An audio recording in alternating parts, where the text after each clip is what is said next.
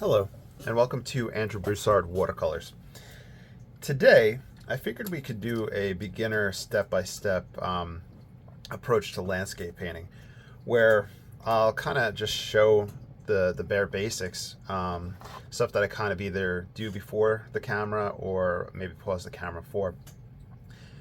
So that being said, I have a quarter sheet of Stonehenge Legion. This is, I think, the cream toned. I already had it pre-torn, so I just grabbed that. The first thing that I do is I clip my painting to a 1/8 piece of wood. What this allows me to do is, as it starts to buckle, I push down, and I'll use the back of my brush to push down the buckle so that it naturally starts stretching it. There are other methods, either wetting the back or taping it down and then wetting it and letting it stretch. So there's different things that people do. So that's my approach. You could explore the different ones. So I'm going to mention other options just so you get that idea. Hopefully it's not too overwhelming. So what I do is I thoroughly saturate my paper with a brush. While I'm doing this, I'll explain what other people do. I think some people will just kind of go on the paper with just a soupy brush with the paper being wet. Some people might just have a wash that they start drawing with. Some people will do a quick swipe of water like this, and you'll have areas that are wet and areas that aren't. So you get a combined effect as you're painting into it.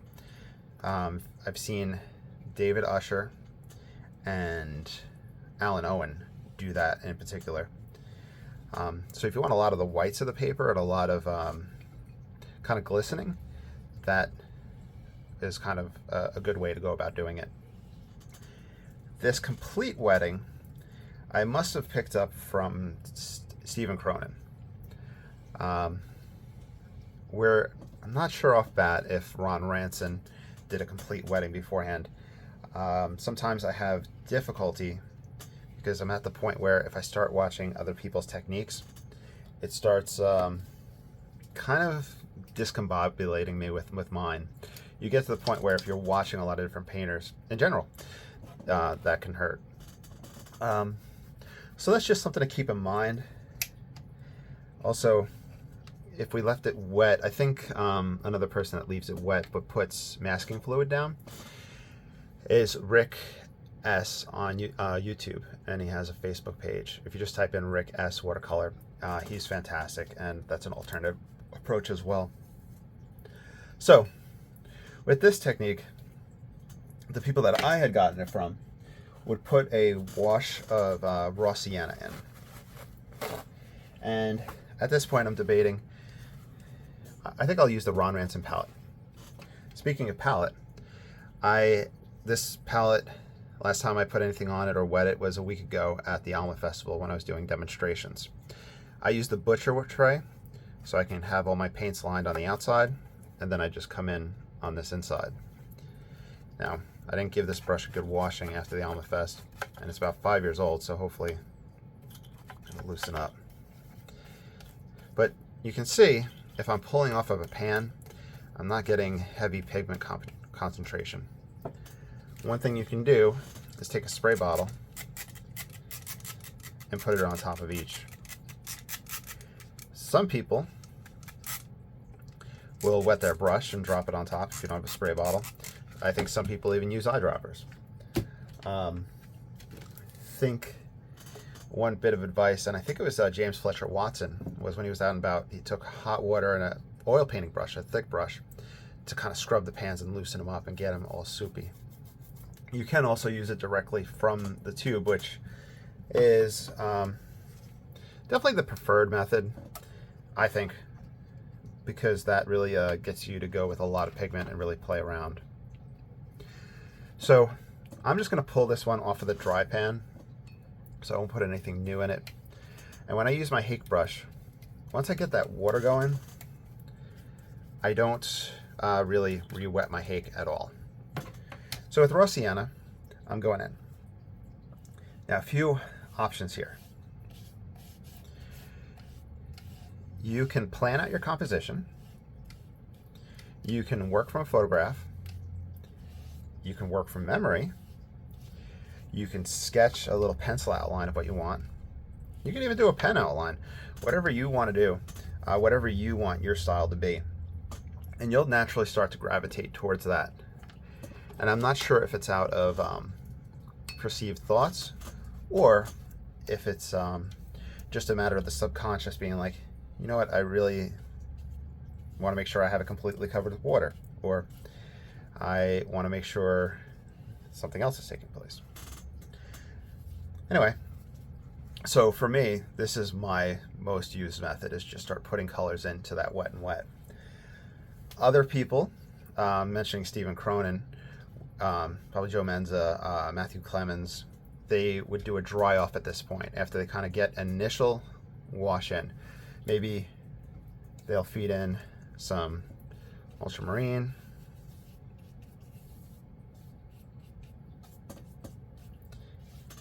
so I'll probably go with the Ron Ranson palette, so I'll just mention it as I go. Some people will play with the skies.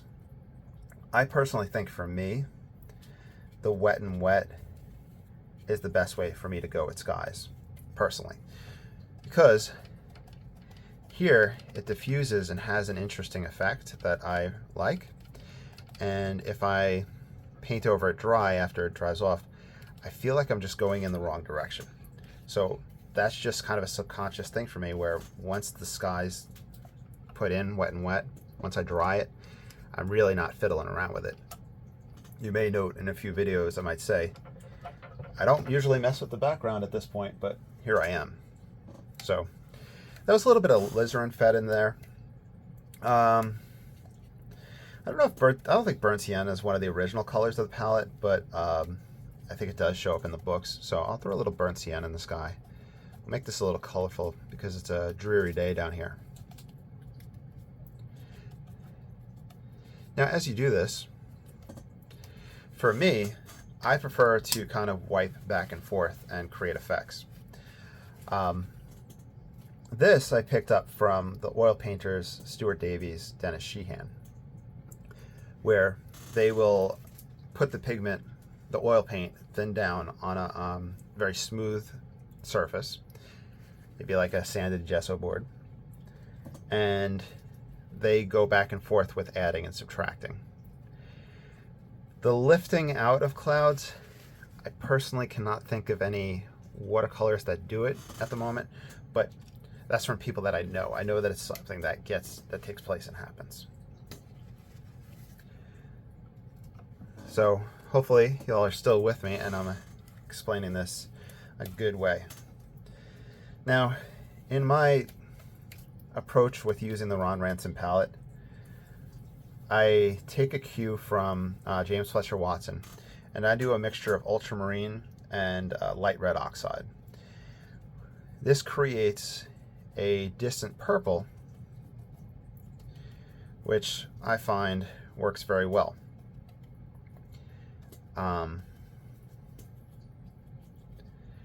think some people use stronger pigments at this point. If they want more of a contrasty, in-your-face effect. I'm going from the standpoint of atmospheric perspective. So that's what I base a lot of my just kind of going at it paintings, and I let it take place. I work from back to front, and I work with lighter tonal values and cooler colors that are receding. Now, the whole thing of warm versus cool colors is just such a deep dive. I am not well versed in it, especially since whenever they are talking about it in books or anything like that, it always winds up becoming a your move may vary, meaning I'm just mixing a strong mixture of this to kind of feed some in while I talk. So what I mean by that is you might have cool colors or something that's classified as a cool, but then when placed next to another color, it starts taking on a warmer aspect in relationship to that other one. So that's what I mean by it being such a deep dive. So I'm using my Hake you can see that I'm pushing things around. Whenever I'm working back to front, I keep in mind linear perspective, that things that are far distant are just going to have a lower point on the landscape where they start. So it will be higher on the paper, and then as I put something in, it'll be a little bit lower. As it comes closer, it gets lower, and it gets bigger. So we're making that size progressively larger. So hopefully you can see that, and I'll show that again. So maybe a small distance, and then as we get closer, our distances get wider. So that's kind of just a way to think about linear perspective. An atmospheric perspective is working back to front from blues to more reds and yellows. All right, let's see. Now, whenever I'm using this palette, I really like Payne's Gray as kind of an edge for a waterway. So I'm going to use this to kind of map out a little waterway. Payne's Gray is a mixture of blue and black, and historically it was actually a mixture of 3 different colors. In watercolor, Payne's Gray is going to really soften up.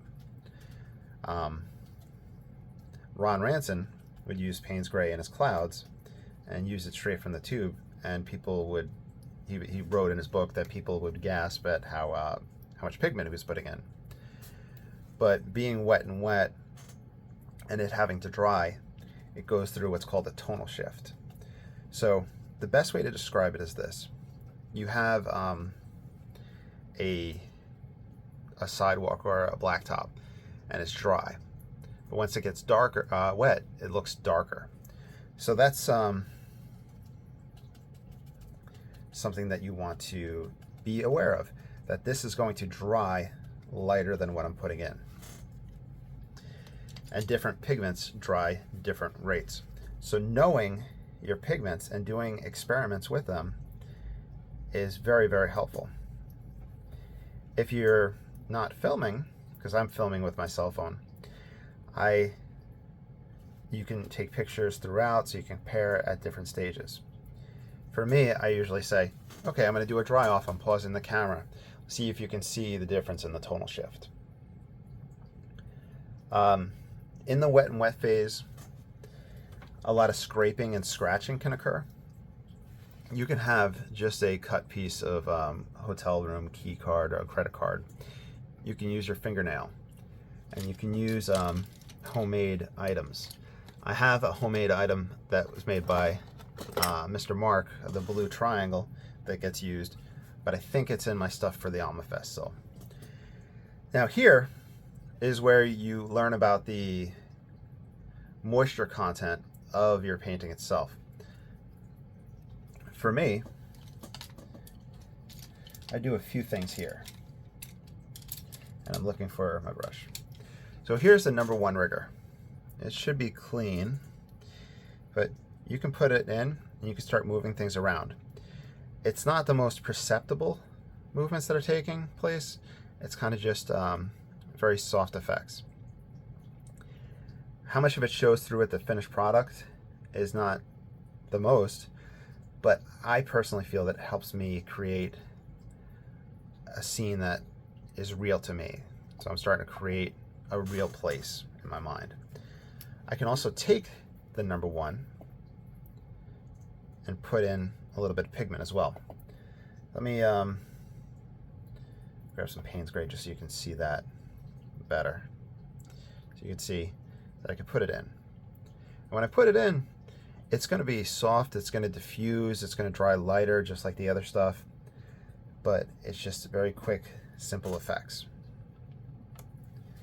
Scraping, knowing the moisture level, is really important. Right now everything is very damp, and I probably wouldn't do scraping at this point, but I'm going to do it just so you can see. I'm not really able to manipulate that much. I can use it to kind of get some ideas in place, but I'm probably going to have to wait till it dries a little bit more.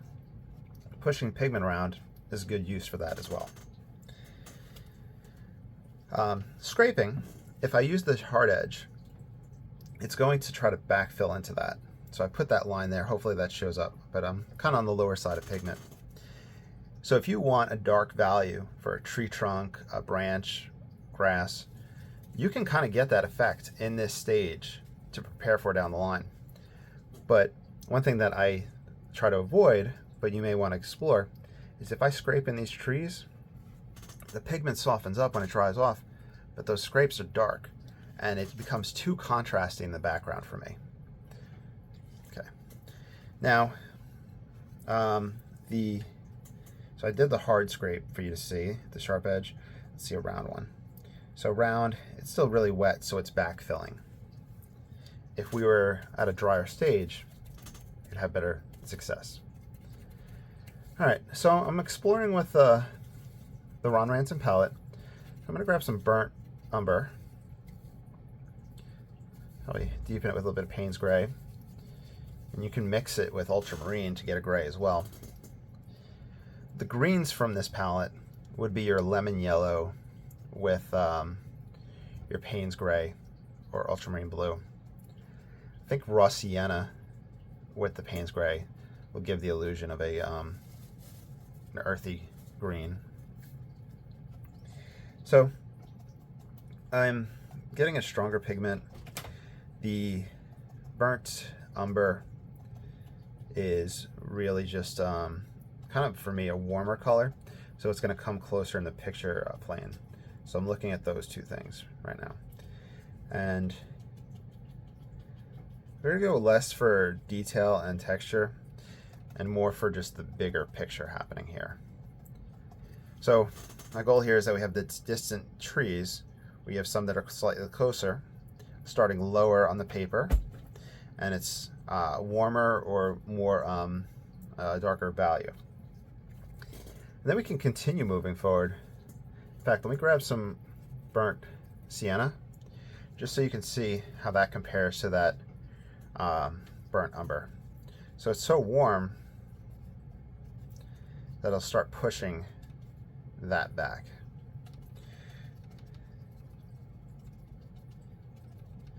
And while we're at it, let's grab some raw sienna and put that in there so you can see how that is compared to that burnt umber with a little bit of Payne's gray and the burnt sienna. Yeah. Now, another thing that I need to point out is that I haven't cleaned my brush at all. People will have different containers of water, and you might find that you like washing it off completely and getting fresh water. You might prefer just using the brush for the whole thing. An example of that is Stephen Cronin, and he'll often say that his stuff kind of gets muddy because of that. But I like that effect, so that's what I use. For cleaning the brush while you're painting, some people have a paper towel, or toilet paper wrapped in a paper towel. That's a good method where you could just change out that paper towel roll on the outside around that toilet paper. I just use a shop rag that I have in my hand if I need to clean anything or wipe anything off.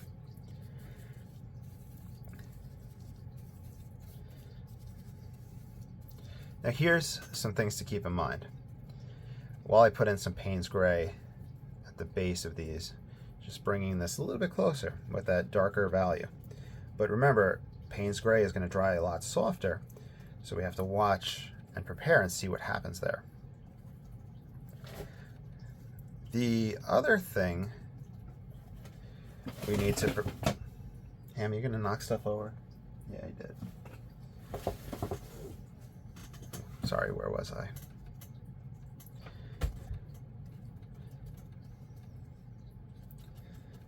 I lost my train of thought. All right, so we're darker, we're closer. I can put guys up here if I want. Maybe a big grouping right here.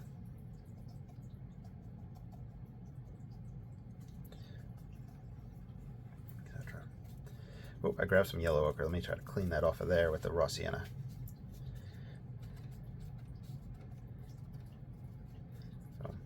I grab more raw sienna.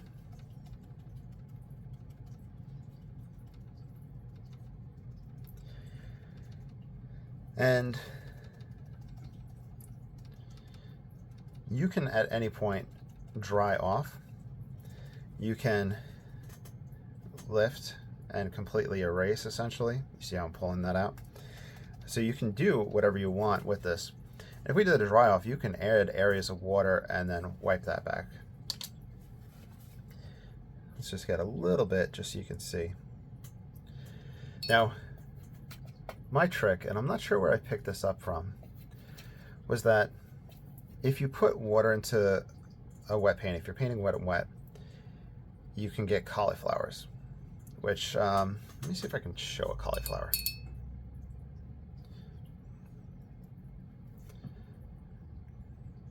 There you go. So you might have seen how it bloomed out for a moment, almost like a fungus or a mold growth. Really interesting effect, but I don't use it that often. Maybe if you're doing a fairy forest, maybe if you're doing pollen in the breeze, or the dandelion flowers, you can do that.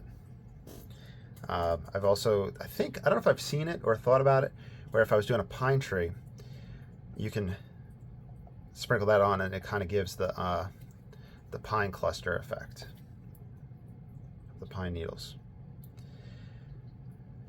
Here, look, let me stretch that out, and I use the back, so I'm not using my finger. My finger is going to leave a print, and it's going to pull things up. Oh, anyway, so where I was going is that to avoid cauliflower, use more pigment and less water, and then you'll have that effect. With me not recharging my brush with water, I'm kind of naturally just doing that, where the moisture content on my brush is diminishing while the pigment load is increasing. So some things like that, you start just doing second nature. I think talking about what I do has also helped me develop these things.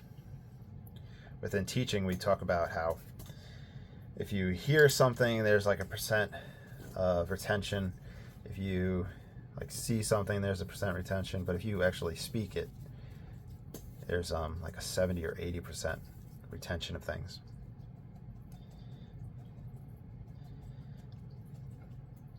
So we're not going to get bogged down in details. We're just looking and talking about just kind of every step. So we're getting bogged down in the details of the steps, but not in the painting itself. Now, it is still wet and wet, but I'm starting to get a little bit better of a scrape taking place. Different papers will have different types of scraping effect. That's why I prefer the 100% cotton. Usually it handles the scraping really well. Matthew Clemens and Joe Menza are the guys to ask what of the kind of store brand papers that aren't 100% cotton handle scraping the most. They scrape a lot more than me, and they experiment with different brands a lot more than me.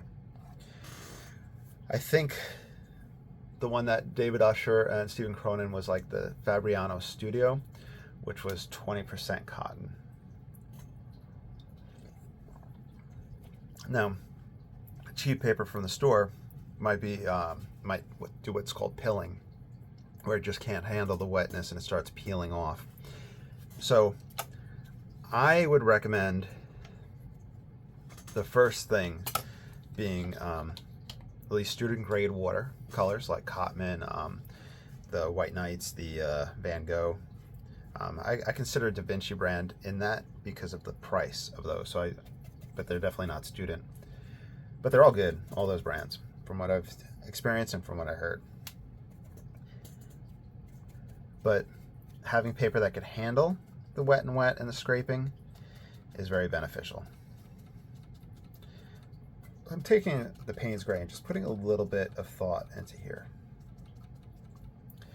Now, if I want trees that come up, one thing I used to do a lot of is take raw sienna and light red oxide and burnt sienna, etc., and kind of put in some trees, the foliage. So the foliage is going to soften up and diffuse, and then if I come back over it after a dry off, I can get different textures in that tree, and that starts to give the illusion of depth. I'll even take number 1 so I can put some trees in there so you can see how that's starting to work for me. With trees, I don't really paint particular trees in mind unless it's maybe a cypress tree. I do want to start adding the pine trees and more coniferous type stuff. But a lot of the time I'm using the number 1 rigger and passing it up. I will sometimes use the number 4 because of how much water retention it has. If you have a hake brush or a flat brush, some people, and I'm just going to try to get a little bit of pigment on it, we'll try to get a flat edge, so you can either move it by your hand or move it on something else, and you can go in, we put a unique one in, and you can see how we can get a different type of tree. Some people use that effect very successfully for the birch trees with the birch bark, especially I think in a dried stage. Trees, branches, feel free to flick them in. Try not to repeat that same shape that I did at the same level. It just becomes a weird uniformity, a weird repetition that doesn't seem too satisfactory. Okay, see, now we're able to scrape a lot better. So learning when you can scrape and getting ready to your moisture levels is what's going to help out. I'm going to take a guesstimate. I'm going to look. We're probably about 20 minutes in. 27 minutes in. Ooh. Because usually you can get kind of an internal clock with where you're at and where the water's at. It did rain last night, so it's kind of cold and damp within the house. I did turn the heater on, and environmental factors take place with the drying as well. We could probably pull out a white tree trunk now. That's with a rounded edge. You can use your fingernail as well if you want to pull out that white. In fact, let me show that to you. Oh, it's backfilling. I cut my nails yesterday, so maybe that's why. But we could do some of the sharper strokes here to do that.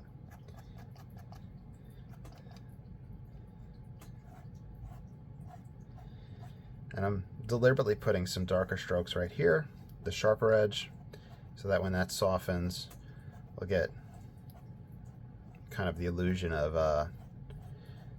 the tree branches there. Someone who painted trees amazingly is, why can't I think of his name? He had some books out. I know he passed away. He was British. I'll think about it. Roland Hilder. His approach to trees I really love, but I felt like the one book I got never really discussed how he went about doing that. But the book was a big proponent of like kind of drawing everything you see and just constantly practicing and getting those things together. So now I'm going to pause the camera and I'm going to do a dry off. I use my blow dryer that I have on hand, and I kind of have to be aware of what everything looks like. I don't have any puddles of paint, and if I had a puddle of paint, the blow dryer would push it around. So you want to watch and see those type of things. Also, if you have that, if you lift your blow dryer way far away, that makes it kind of less likely to push the puddles around. So experiment with the distance you're having between your paper, your watercolor, and the blow dryer. So I'm going to pause it and watch for a shift that takes place.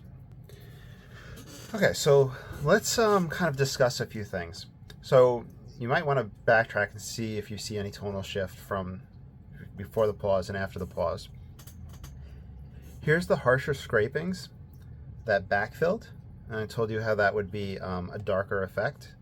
If you did that in that far distance, you would have that same dark back there. So you kind of want to be aware of that. It could give a great effect. It would almost be like drawing with a pencil on top of that. But play around with it and experiment there. These trees, we used the rounded edge, and you can see how we got back to the whites. Some areas did backfill. It does create interesting texture where it's not just one straight white line. The trees themselves, if you look at it, you'll always hear people talk about kind of grounding the trees and putting the trees in place. Meaning that 1, 2, 3, 4, maybe the fifth one, they look like they're kind of floating there. So I'm not a big fan of lemon yellow. I'm going to grab some of that and mix it with some Payne's gray. Looking for a green.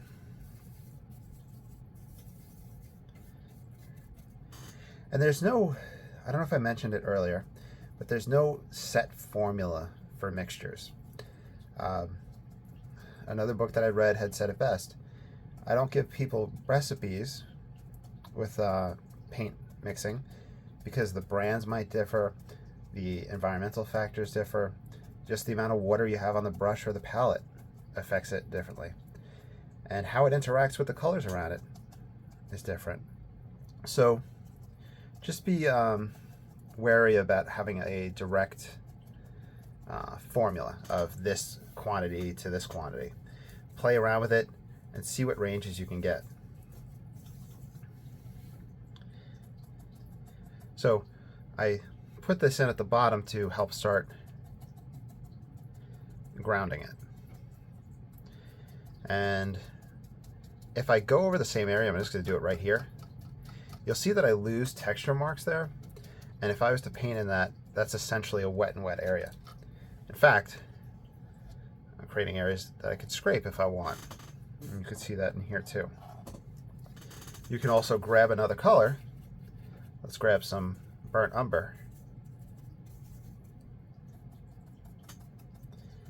And feed that in the darker portions, giving them a little bit more shadow.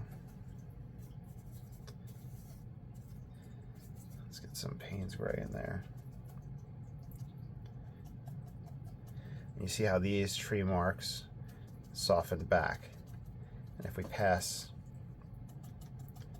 a stippled effect, we start getting a sense of depth in those regions.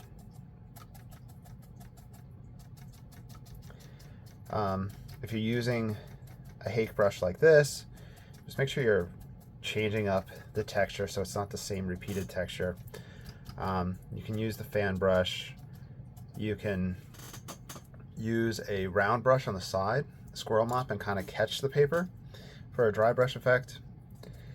I am not that adept at that. I've tried it, but it's just not the area that I go into. The reason I don't go into that, like too much, is that, and you'll have to hear the whole sentence so it doesn't sound offensive at first. It feels a little childish the way it looks, but that's because I'm not well versed in that. Excuse me. I've seen David Usher and Alan Owen use that technique for trees, and it's very quick, very fast and loose, but it doesn't look childish. And there's something that I'm inherently missing with that brush stroke. And that's probably where just simply practice comes in. With reflections in water, you see how I had kind of prepared some of those spots for that. You can put a little bit of reflections in. I would recommend going horizontal or kind of squiggly because water is a horizontal plane. The best explanation of that came from Eric Kopel in an oil painting demonstration where he looked at the waterway as a flat two-dimensional plane heading back. So you have that horizontal. Trees, we have more of a vertical effect. A wall would have more of a vertical effect. So we kind of can just use vertical, horizontal to represent the different planes within the picture. The vertical tree plane, the horizontal water plane. Okay. Don't make a picture perfect reflection. Don't have this exact thing right down there, simply because, and the explanation I had read for that was that you're creating two paintings within one. So you're essentially making two compositions, and it just makes it difficult essentially for the, I guess, the viewer. It might not be aesthetically pleasing. And I think that's why if you see reflections, they'll bring trees up, the horizon line way up here. Or you'll have it right down here and you'll have just a little bit of reflections. So I usually start with like kind of, what is it, 1/4, 1, 2, 3, maybe a little bit more, 1/3 of the way up with the horizon line. But experiment with horizon lines, high ones and low ones. They really are worth it, and you can really change up the viewpoint. Put a little bit darker in here. This guy's still wet. I can feed a little bit in. Now, one thing that I tend to do is to kind of close off my corners of the painting, at least. Sometimes the whole way around. I'm almost kind of using it as a framing device. But I also do like painting to the edge because it doesn't throw me off, and it does give me some leeway with matting. Because this is 11 by 15, and your mat, if you were to mat something like this, is about 10 5/8 by 13 5/8, I believe. Now we could pass a little bit stronger trees in front. This is a lighter wash, that's why they're coming out so soft. Maybe I just want some light dead trees coming up. Or we can grab stronger. Just varying the tone right here. Just changing that value. Give us some different effects. And we can go in here and weave it in and out throughout the foliage. I don't really spend too much time, or as much time as I think I should, for these areas, mainly due to me filming, and it's a little tedious. But when demonstrating, since you're just kind of going with the flow, you can really kind of play around in there, especially if you're waiting for areas to dry. Wesson, I believe, in the book on him, which was collected from information by his students, they had said that he would stop and tell stories or talk, and they were realizing that he was letting his painting dry during a demo.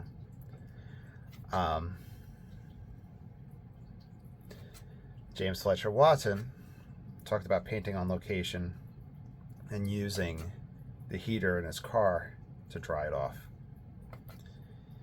It's interesting what the older generation had wrote about and their tricks and tips. Even what they had for hand warmers. I think it was like literally just like a match or something like that in a metal tin. Or coal, which just seems very... I don't know when hand warmers came about, the kind of things you put in your pocket that heat up, that you have a chemical reaction in them.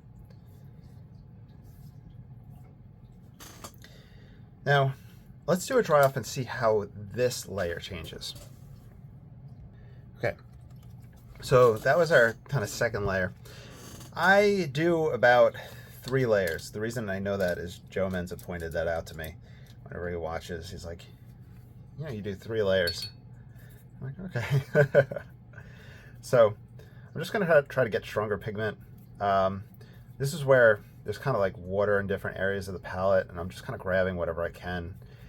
Payne's Gray, Burnt Umber, Ultramarine.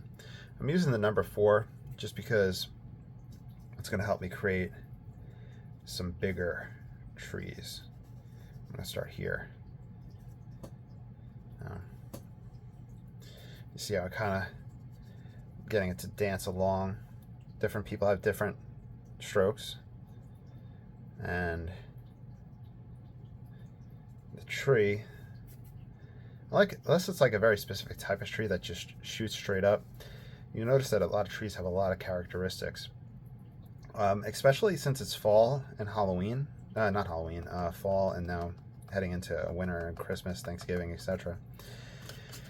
You can really start seeing the bones of the tree and what's taking place. So even though trees are losing their leaves, this might be the best time to kind of see the underlying structure.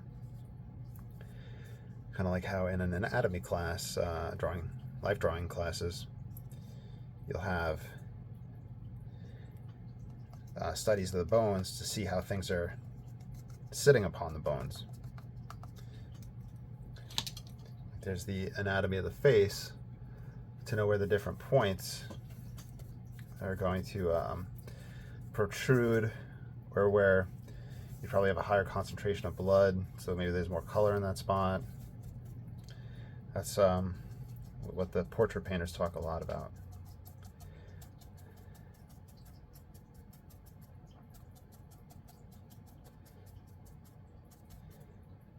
And just kind of grounding this guy in place. He is a kind of center of interest.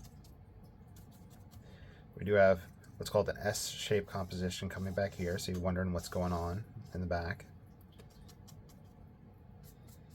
You could put in tufts of grass. You could have stuff fall over. Just start getting little sweeps in. Just giving the motion that's happening.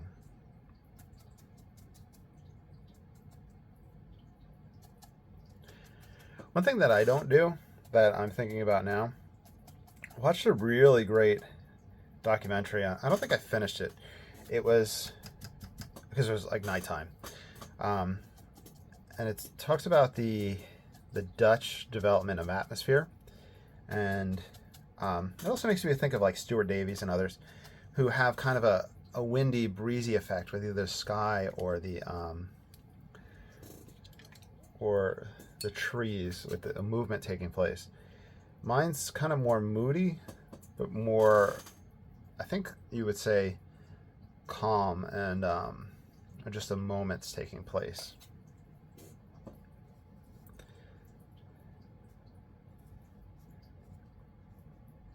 Because I consider myself part of the tonalist movement.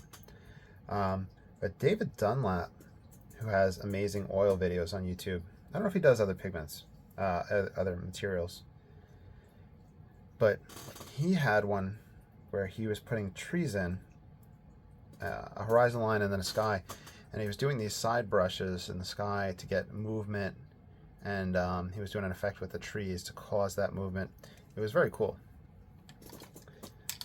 Now, sometimes I'll fiddle around more, I'll add more layers into it. This is where kind of looking at compositions or sketching stuff, if you're laying in bed, to get ideas of what type of compositions you want to work with. You can also look at historical compositions, other artists. You're always welcome to follow along. I don't know if I said that yet.